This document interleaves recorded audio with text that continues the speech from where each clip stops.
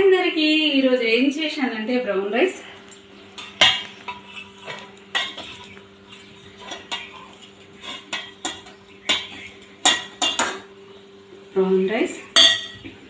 Mutton curry,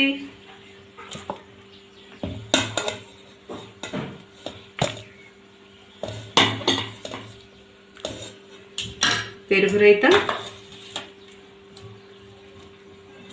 chapati.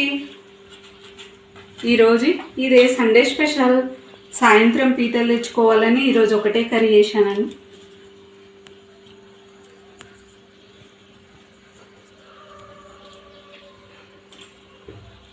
Mutton కర్రీలో brown rice చాలా బాగుంటుంది, ట్రై చేయండి మీరు కూడా.